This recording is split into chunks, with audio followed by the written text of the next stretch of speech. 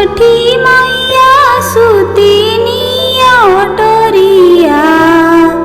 केसो दिहनी फहर केसो दिहनी फहर छठी मैया सुतीनी ओटरिया केसो दिहनी फहर केसो दिहनी फहर केहू करी है केसो किया दरवा केहू सोलह सिंगार केहू सोलह सिंगार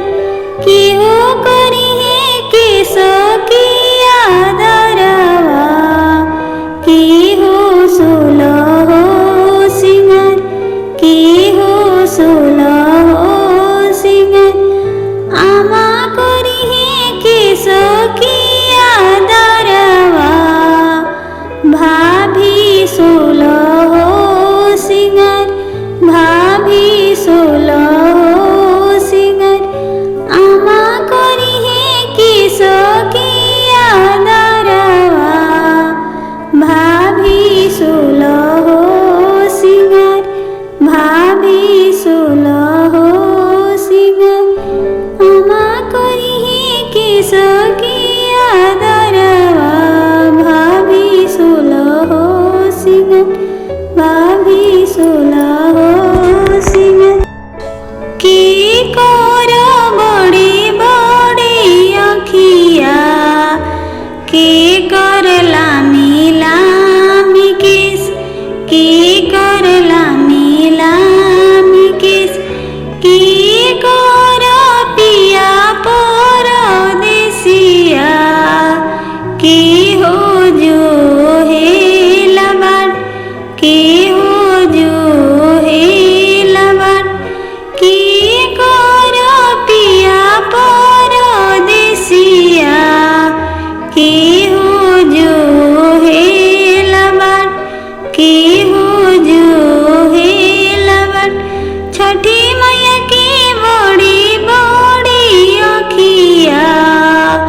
उन्हीं कर लामी लामी केस छठी मैया की बड़ी बड़ी अखिया उन्हीं कर लामी लामी केस उन्हीं कर लामी लामी केस उन्हीं के पिया परदेसिया उहे जो है लिबाट उहे जो है लिबाट उन्हीं के पिया परदेसिया उहे जो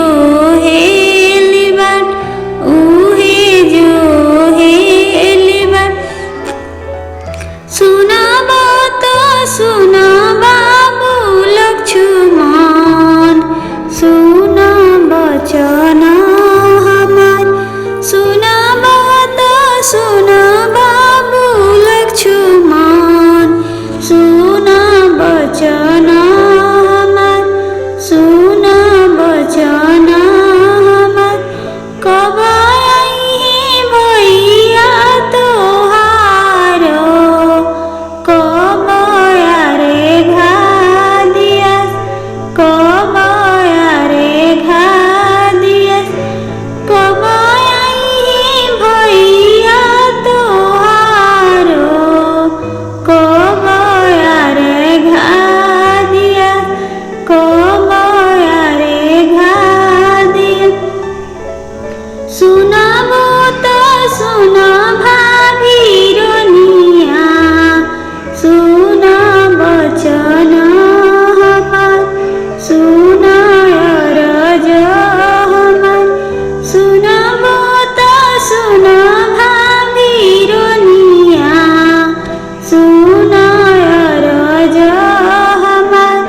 सुना बचन हमार साझी आई भैया